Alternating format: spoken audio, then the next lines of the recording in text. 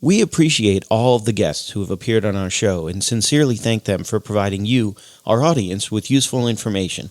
However, the advice our guests provide is theirs, and we encourage you to seek out a professional if you have specific questions about any topic we cover on the Crushing Debt podcast. On this week's episode of the Crushing Debt podcast, Crush Medical Debt.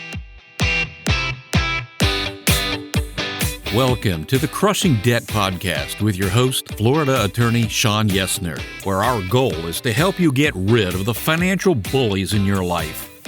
So welcome back to this week's episode of the Crushing Debt Podcast. My name is Sean Yesner, owner and founder of Yesner Law, and I've got a guest for you this week, and we've got George back on the show this week. Before we get there real quick, I do want to talk about one of our two sponsors, LegacySpotlight.com. So LegacySpotlight.com is by Mark Purvis. Mark is the editor of our show. He's been supporting the show from the very, very beginning. LegacySpotlight.com is a website where you can go and have your stories recorded. So if you want to preserve the stories from your grandparents, from your parents, if you want to preserve stories for your kids, for your grandkids, LegacySpotlight.com. Mark is an Emmy Award-winning videographer. He's got 23 years of experience in marketing and advertising, and he wants to help you preserve all these memories. So I want to get to our guest. I want to welcome back George. Welcome, George. What's up? How you doing, Sean? I got to say, the fact that you have me back is a miracle in itself. But I appreciate you giving me the chance to continue to grow with you, my friend. We're getting good feedback, so you're not fired yet. Not yet. That works for me. But I also want to talk about our guest. So our guest on this week's episode is an internal medicine physician and medical billing expert. She's a dedicated patient advocate. She earned her degree at the University of Michigan Medical School and trained at the Cambridge Hospital of Harvard Medical School.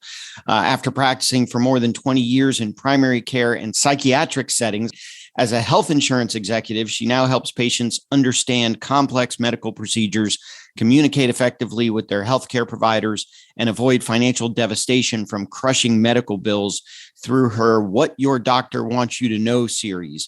She's a former NY1 News health contributor and has been featured in Dallas Fox News, several podcasts, and national magazines. She lives in Westchester County, New York, with her husband and her 3 children. Welcome, Dr. Virgie Bright Ellington. Welcome, Dr. Virgie. Thank you so much for having me, Sean. I really appreciate it. Good to be here. Yeah, so it's actually a funny story. Those of you who have been listening for a while know that I just came back from PodFest 2022 over in Orlando, Florida. And the way that we got hooked up with Dr. Virgie is I got an email from a company called Book Launchers. And Dr. Virgie has a book out called Crush Medical Debt. And we're going to talk a lot about the book. I read it. I thought it was fantastic. So we'll talk a lot about the book. But at PodFest, I met the people from Book Launchers, and they saw me walking around with my Crushing Debt shirt on. And they said, "Oh, we've got a guest who'd be perfect for your show." And they handed me a copy of the Crush Medical Debt book. And I went, yeah, I know she would be a great guest. That's why she's already booked for next week.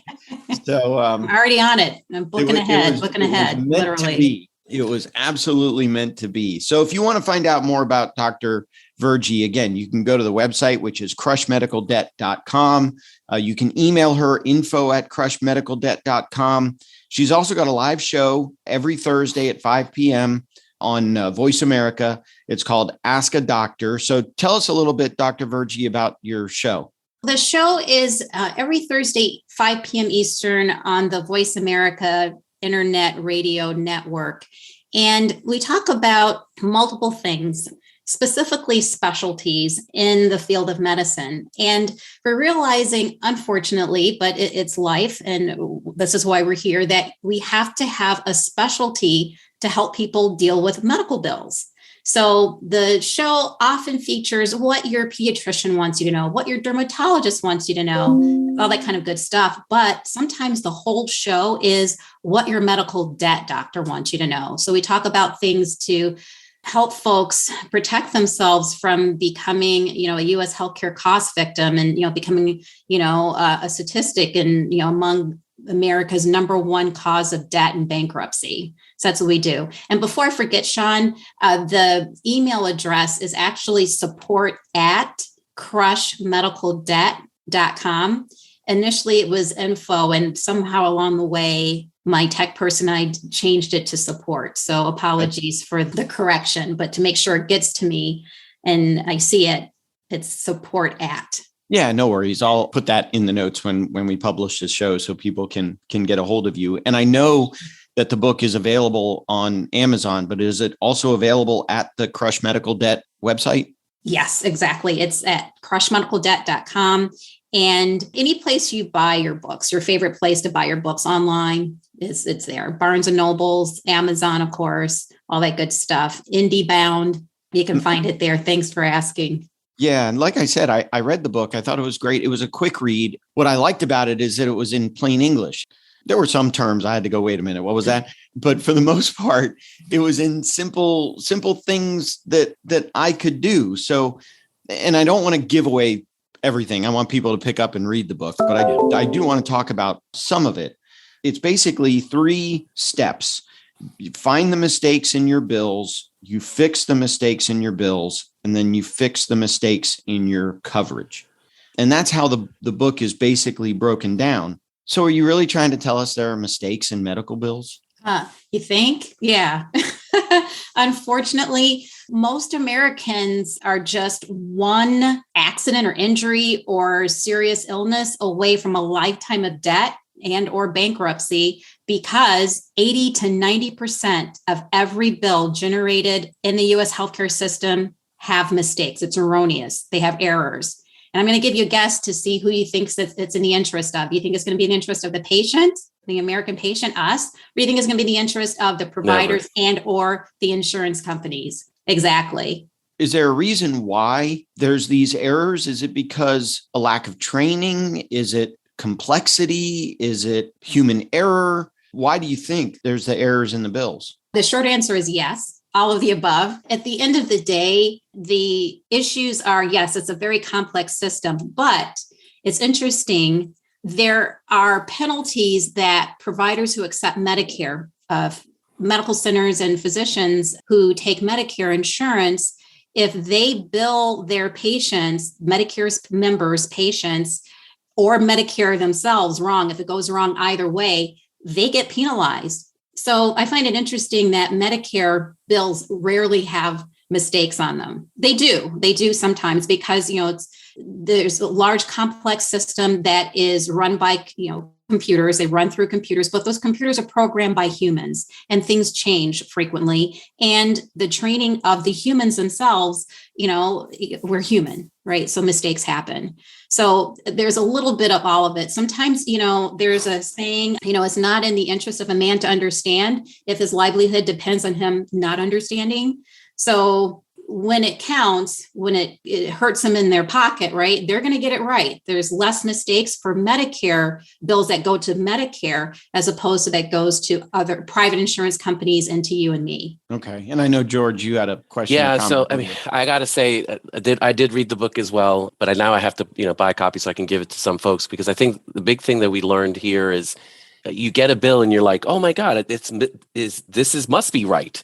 And it's like, how do I pay for it? That's the first thing as a consumer, I'm looking, I'm like, I should just pay this. And, they must have done their right. And then you start to learn where it's like, if you use the wrong insurance code, you could be billed for something that wasn't even performed on you itself. And I think that's the scary part of this whole process. And, I give, kudos, Sean, my wife used to do insurance coding as well. And she realized that those codes change all the time. And how well they're communicated, not just to the people who are filling them out, but to the doctors. The doctor might just say, whatever this number, not realizing that maybe those coding changes itself would impact the way that works too. So very insightful in the sense of what you're trying to. But let me ask you this, Doc, as a normal consumer, you're telling me I need to now go and do some more research and do some kind of things itself. How do you convince somebody who's like, I want to trust this institution itself, but like now you're telling me I have to do all of this other homework just to make sure I pay an $85 bill, and that's just doing on the low end. I know those bills can go up to $80,000 depending on what you're doing. But like, how do you speak to people to kind of like, this is important for them to actually start doing? I tell people, the fancy term I use is, without medical financial literacy, you don't have any financial stability, right? What we're doing with this information is saving lives and families. So if the number one cause of bankruptcy and debt period, even, most folks don't end up, right? If you look at the numbers, don't end up filing for bankruptcy. You just power along and just suffer your whole life trying to pay off debt. You have a lifetime of debt. And so the issue is that if you think about what the number one cause of divorce is, right? What's the number one cause of divorce? Financial issues. Yep. Right. I thought the number one cause of divorce was marriage. Yeah. I think you're right. I think or husbands. I don't know. My statistics are off, Sean. I think you're right. So yeah, I'm going to say then the number two cause of divorce is money issues, financial issues. Right. So we're talking about by having folks become medically financially literate, not just personal finance is not enough in this country, in the United States. You have to also, part of personal financial literacy is medical financial literacy. Yeah. And that's how you protect your financial future and your family and your family's financial future. One of the things that I've seen happened to me, actually, happened to my wife and happened to some clients of mine, actually. They're being wheeled in. They're literally on the gurney being wheeled back to the room. And the anesthesiologist comes over and says, sign this. I'm not in your network. How is someone supposed to deal with that when they're literally being wheeled back and the anesthesiologist or whatever doctor says, sorry, I'm not in your network. You need to sign this so that I can get paid. How do you deal with something like that? Unfortunately, until January 1st, 2022 of this year, people were intimidated. They're not all there because, they're hypotensive, they're bleeding out, they're sick, they're going septic or something, they have trauma, So that happens all the time until, as of January 1st, the No Surprise Billing Act went into effect, and that can no longer happen. So what was happening is that, particularly in the specialties that you don't have any choice of, emergency docs, right? Emergency medicine docs and care, anesthesiologists, radiologists, the folks that read your x-rays. You've never seen them before in your life and you never will. They don't, but they see really important stuff. Pathologists, the people that look at your test to figure out if it's cancer or not. Those are all folks you don't have choice over, right? So what would happen is their private equity, large mega corporations, KKR, Blackstone, actually made industry, this was their business model, out of not having docs take insurance, because they can say, well, we don't take any insurance. So when you're the most vulnerable, you have no choice. We're going to send you a bill for whatever we want. And the patient who thought they had insurance, and they did a lot of work to figure out, okay, I know if something happens to me, I'm going to go to this emergency room down the street from here in my area. Because I called ahead of time, I know they take my insurance, or, if something happens to me, please take me to this emergency because this facility takes my insurance.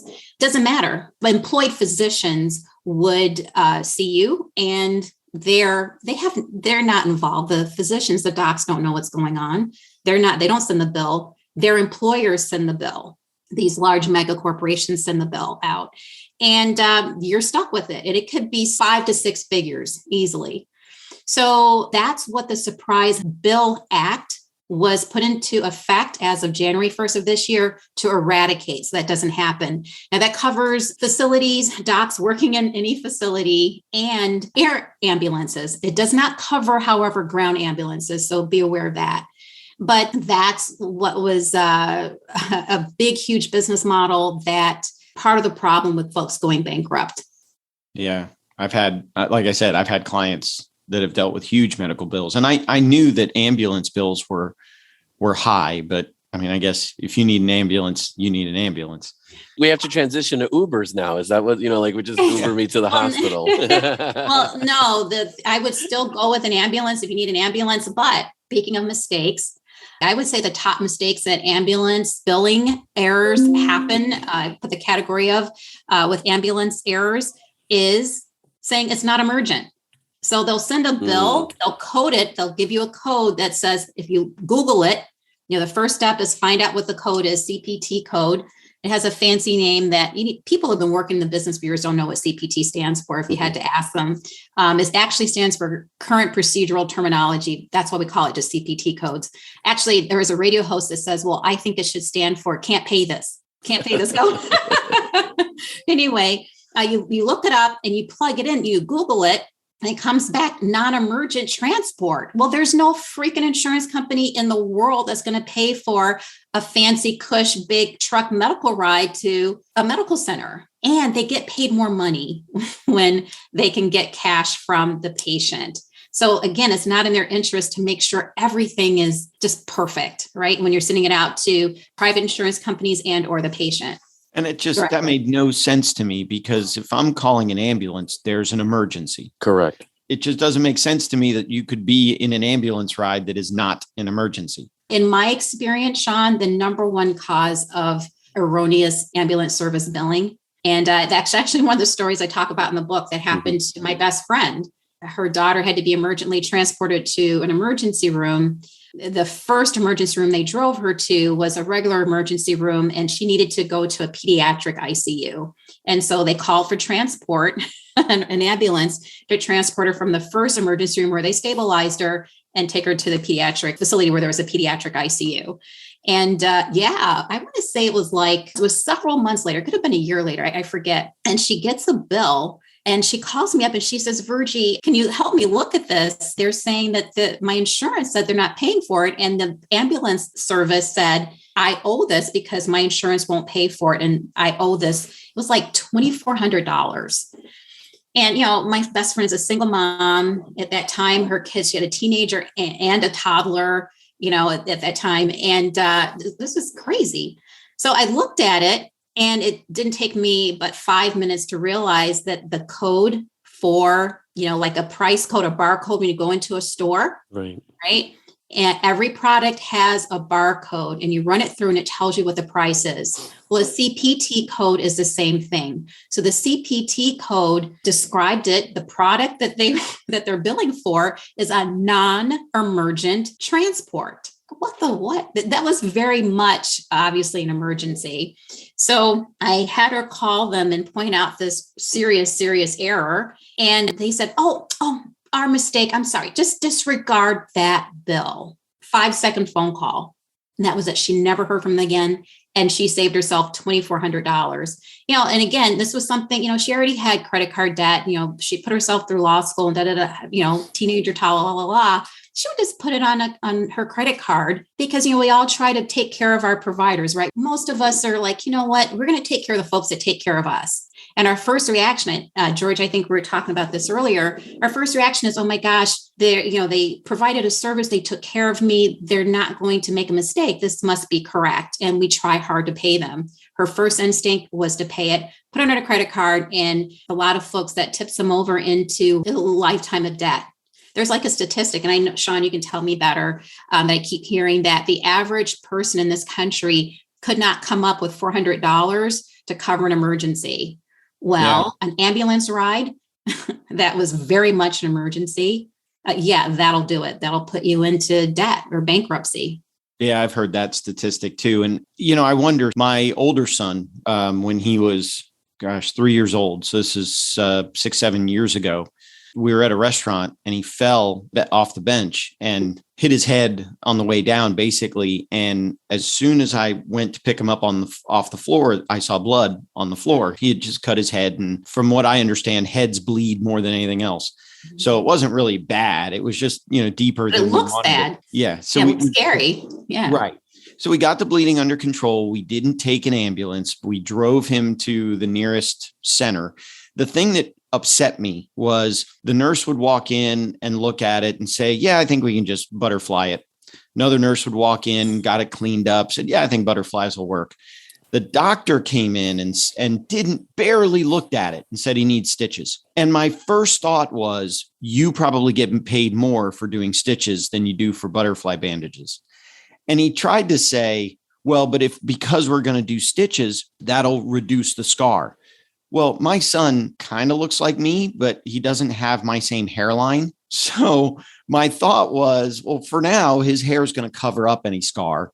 And when he gets to the point that if he does ever go bald, that'll be 10, 15, 20 years down the road when the scar is not going to be barely noticeable. We ended up going ahead and doing the stitches because that's what the doctor said. But it always got to me that, are you recommending stitches because you think that's what's best for my son? Or are you recommending stitches because you get paid more for doing it? In the doc's defense, because, he probably needs one. Often when there is an injury, a laceration, something on the face, and especially with a young one, you're going to go to stitches to minimize the scar as much as possible. And you're able to hide, sometimes you're able to hide the incision, the laceration, the repair in the skin line of the face. Right. But this was his scalp. I have to tell you, ER facilities tend to err on the side of being more conservative, and they'll call a plastic surgeon for anything that's on a head of a young'un. Yeah. I mean, like I said, it was 6, 7 years ago, but it always. But you won't know, you'll never know, right? In the back of your mind, Yeah, it always kind of stuck with me. But the other thing I wanted to talk to you about, something else you mentioned in your book, the medical billing advocacy services. That was really interesting to me, even in the fact that they exist. And I'm sort of in this world in terms of helping people to eliminate their debt as well, whether it's by negotiation or bankruptcy or whatever means. But I never knew that these medical billing advocacy services even existed. I agree. Unfortunately, if you find out about them, that means you're in a really tight spot. Right. And, your finances have been just obliterated. And there's all kinds of actually medical billing and advocacy services and businesses, practices and firms out there. And that's great. There are cases, and unfortunately, many cases in which you have chronic illness and it's been going on for a long time, and or serious illness that required a lot of care with a lot of expensive care and bills. So when it's very complex and that kind of thing, and you're at your most vulnerable, the time in your life when you're least able to try to read and focus and figure out stuff, it just often doesn't work well. And in those cases, your best bet is to work with a medical billing or patient advocacy practice. However, there's a lot of runway between 6 and 7 figure bills and just basic knowledge about the healthcare industry in terms of you getting a bill. For instance, we talked about something being charged as a non-emergency when it really was an emergency. There's a story, and it was in KHN, Kaiser Health News, which features a lot of medical billing issues, mistakes, and horror stories. In this particular story, a couple had twins. They had to be delivered by emergency C-section. Make a long story short, the care of these girls, the infants, newborns, they had to go to the NICU. They were in the NICU for 2 weeks. The insurance company refused to pay for it because they said it was non-emergent. The hospital bill, I can't even get it out. It just cracks me up. You have to laugh so you don't cry sometimes. But the provider, the medical facility, billed it as non-emergent. And I don't know that they billed it as non-emergent, but that's the way the insurance took it. That's the code, the way they interpreted the codes. They were being repetitively billed and being sent to collections for $80,000. Wow. So after trying to multiple phone calls, trying to figure out, well, of course it's an emergency. It was a C-section. It wasn't my arch, right? They finally went to a medical bill advocate or advocacy firm or practice. And these firms typically charge 10% of what they save you. And so the service got the bill written off completely because it was emergent, right? So that $80,000 written off. Well, if they had basic medical financial literacy and crush medical debt, in which we talk about and we teach folks about, just very basics, check to make sure that all of your care that was emergent is billed as emergent and the codes are emergent. And the reason why I talk about that is because it still cost this couple $8,000, 10% of what they were saved. Right. So if they had this basic information, they would have zero costs out of their pocket instead of $8,000 for a bill that they never owed.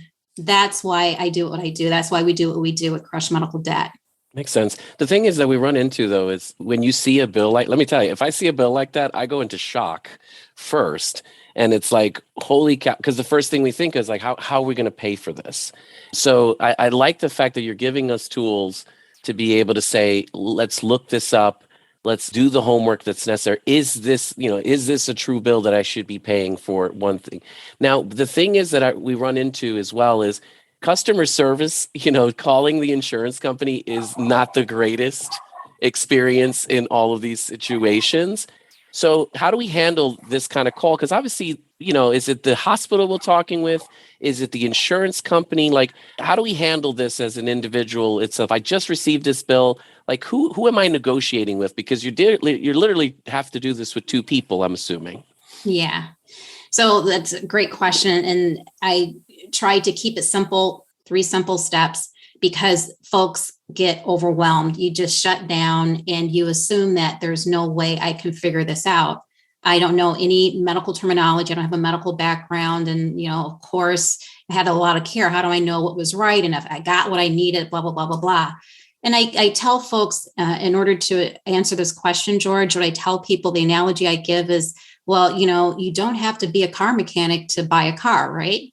You don't need to know fancy car mechanic language, how the car works, how the engine works to know if you're buying a car new or used, that you're supposed to negotiate and what fits into your budget and your bill, right? And definitely with car repairs, you don't have to know fancy, how the car works and all that terminology, right? Same thing with medical bills. You don't have to know the fancy terminology. All you have to know is, look, was this an emergency or not? Or I had surgery or not? And then you can go from there. So the 3 steps are, the very first step is when you got that bill is to look at the codes. If there are no codes, meaning no CPT codes, can't pay this. I can't get that out of my mind. If there are no CPT codes on that bill, it's not an accurate bill. It's not an itemized bill. An accurate bill is an itemized bill. An itemized bill is a bill with CPT codes, which, like I mentioned, barcodes, it tells you what you're getting and what you're paying, what you're being billed for. So in order to get that, you're going to have to, the first step, George, is to call the provider, the folks, the billing department that sent you the bill. And you're going to ask for an accurate itemized bill. And sometimes, unfortunately, you're going to get a response by the folks on the other end. You talked about, dealing with folks in the front line, customer service reps. To be honest, most people really want to help, but often the problem is they haven't been trained appropriately to be of service when things don't go right? They're going to assume that the computer is right, blah, blah, blah, blah. So if things aren't going well with you getting the response that you want, oh, yes, how would you like us to send you this itemized bill with CPT codes? Then you're going to say, look, I want this bill with itemized bill with CPT codes. And you might get a response like, well, you know what? That's a bill that we send your insurance. We don't really generate that bill here in our department. You're going to have to ask your insurance for that. Is there anything else I can help you with? The answer is no, you need that information. If they can't help you very politely, you want to make allies here. Again, a lot of times they really want to help and they're just not equipped to, and they get over the head and they shut down. Ask very kindly, nicely, politely ask to speak to their supervisor on how you can get an itemized bill with CPT codes. One person brought to my attention, they said, well, Virgie, what's the difference between a detailed bill and an itemized bill? Because I said something where, the customer service rep said, okay, yeah, we'll send you a detailed bill. And it's really just a summary bill. And sometimes I think I even put this in the book, I have an example of quote unquote, a detailed summary bill. Well, Virgie, what's the difference between detailed and itemized? The difference is you can say whatever word you want, you can call it whatever you want, but it has to have CPT codes. Step number 1, George, call the billing department and make sure you get a bill. Once you get the bill, step 2, you look at the CPT codes and run them into Google. You Google those codes and they will print out or spit out what the description of that service is. Once you get the CPT codes, you can look up what Medicare pays for those services. If you're not paying Medicare prices, you're paying manufacturer retail sticker price, full price, and that can be 300 to 500% more than what Medicare pays. So once you figure out what the CPT codes are, plug them in, Google what Medicare pays. I would type in CPT code, 99217, Medicare rate or Medicare fee or Medicare price. Once you get that, then your third step is you're going to call back the facility. Your second call will be to the facility and say, hey, this is what I can do. This is the going price. I know Medicare pays for it. There are some folks that do this kind of work in terms of advocating for the American patient and say, okay, 2 times the Medicare rate. I say start at Medicare. And if that's within your budget, and you always ask, always ask for an interest-free payment plan that fits within your budget. And, you have to ask for it because, number one in life, if you don't ask, you don't get, right? If you don't ask, it's 100% no. But, they're going to say, well, can you do $4,000 and you can only do $250 a month? They'll come back and say, well, can you do $350? $350. And if you can't do it, then the answer is no, I can only do this.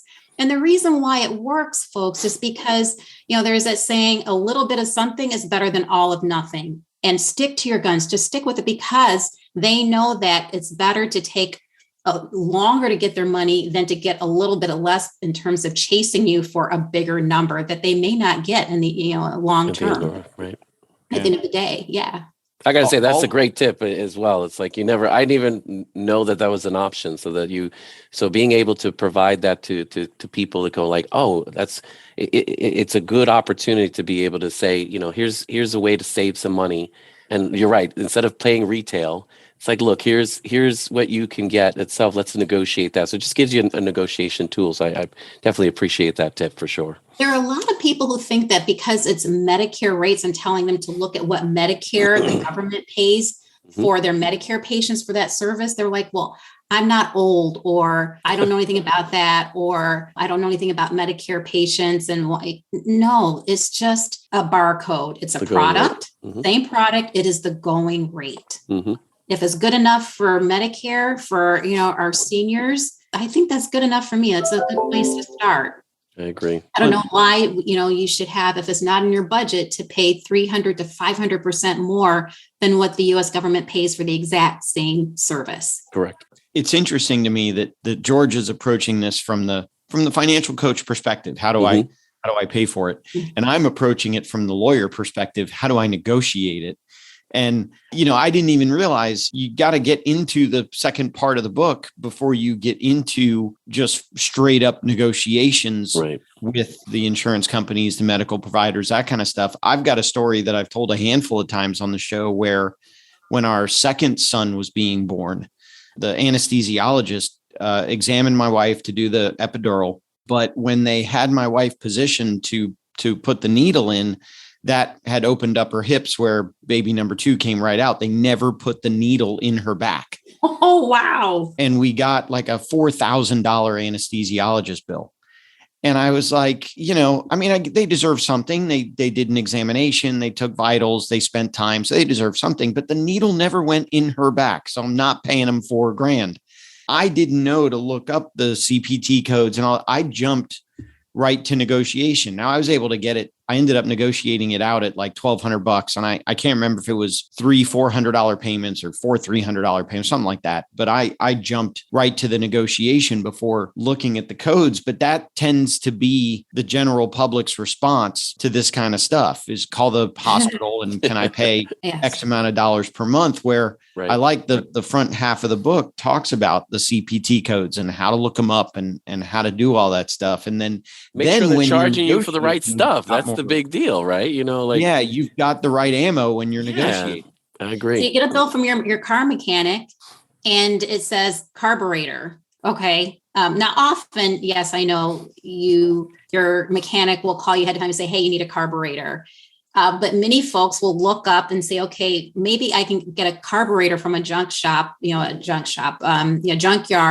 or, or auto Right. parts place, or, my Uncle Ben has, he has an inside, he can get me a cheap carburetor. You know what you're getting. You get the CP code to know what service they're describing. Okay, I got this service. I got the services of an anesthesiologist examination. Let's call it, an outpatient, a 99213 code or something. So that's an evaluation, an outpatient evaluation.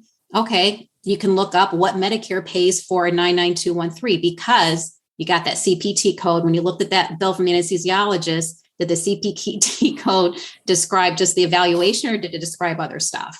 Yeah. So if it just described evaluation, then you can take that code and see what Medicare pays for a 99213. Right. As this episode comes out, he'll turn 8 2 days later. Mhm. As we're recording this, we're still a few weeks away from his birthday. So I'm not going to go back and review a 8-year-old. An almost 10-year-old bill. Yeah, I don't know. Thank you. Speaking of insurance, I do want to talk real quick about our second sponsor, Sam Cohen. Those of you that are longtime listeners know Attorneys First Insurance. He writes errors and omissions or malpractice coverage for attorneys and title companies all over the country. He's got a particular focus here in Florida where we live. And I know he's got focus on Texas, but literally if you own a title company or starting up a title company or an attorney and you want to talk about malpractice coverage, go to attorneysfirst.com or email Sam at attorneysfirst.com. He's a longtime supporter and we appreciate everything that he does for the show. Again, Dr. Virgie, her information, you can go to crushmedicaldebt.com. You can go to support@crushmedicaldebt.com. Also, check out her Ask a Doctor live show. So if you listen to this show when it comes out Thursday morning, you can listen to her show when it comes out Thursday at 5 p.m. Eastern. Anything, George? Anything, Dr. Virgie, that we missed? Anything you want to add? I do want to say, Sean, I really appreciate the work that you're doing, in terms of helping folks protect themselves from financial bullies. And I would say the number one financial bully in most folks' lives in this country is going to be the U.S. healthcare system. Right. I look at it as like, I call it the Borg. I'm dating myself being a, Star Trek reference, but it's part of life. It exists in the universe, and you got to be prepared to protect yourself because you're going to run into it at some point in your life. Yeah, I did take a lot of the podcast content in its first or second year and ended up writing a book called Crushing Debt. And I had a chapter in that book about how to deal with medical debt. And at the time, my perspective was, well, you let it go to collections and you negotiate it. So I ended up not including that chapter. I ended up cutting that chapter from the book. So thank you. I thought your book, Crush Medical Debt, was fantastic and it taught me. I've been doing this 20 something years and even taught me something about how to help clients that have medical debt issues. So I definitely would recommend if any of the listeners out there are having issues with medical bills, pick up Crush Medical Debt, reach out to Dr. Virgie and take care of yourself. I would agree itself. I think the more information that I've learned, even from reading itself, it will help a lot of individuals because a lot of people are scared and they're afraid itself. So I think you giving them information just gives them the empowerment needed to be able to say, I can do something about this and not just have to kind of, just really go and be not victim, but, be victims of these kind of situations. Unfortunately, $80,000, that's a pretty, kind of high price for something that you may, procedure-wise never have gotten. So I do appreciate the information and hope you help a lot of people out there with this book. I thought it was Thanks great. so much for having me. Good stuff. I'm glad to be here and joining you and the awesome work that you do. Although one of George's comments was that the book didn't have enough pictures he could color. I would agree. But I love the fact that it was short, George. so that was good. Next Sorry, time. Although I did write it for 4th to 9th grade reading level. A little above mine, help me but with you're the good. coloring book. Yeah, it sounds like I still didn't make it low enough. I love it. all kidding aside, yeah, absolutely. It was a fantastic book. I read a ton of books, and it was it's one that I'm going to refer back to from time to time when I need to. So thank you, Dr. Verjee, again for being a guest on this week's episode of the Crushing Debt podcast. Again, crushmedicaldebt.com or support@crushmedicaldebt.com or the Ask a Doctor show on the Voice America Radio Network. Thank you, George, for helping me out with the interview this week. Thank you, sir, for having me. It's a pleasure. Yep, and I'll put George's contact information in there as well. If you need it, you can also go back and listen to the last couple episodes. George and I are talking on those episodes as well. But I think that'll do it for this week's episode of the Crushing Debt podcast, and we will talk to you in next week's episode. If you have questions that you think would make a great topic for a future episode, please email Sean or connect with us on social media. Sean Yesner and Yesner Law, PL, are Florida licensed attorneys. The information contained in this week's episode is not a substitute for legal advice. Your situation may differ, especially if you are located somewhere other than the state of Florida. If you have questions, please contact our office or contact a local attorney. Thank you for listening to this week's episode of the Crushing Debt Podcast.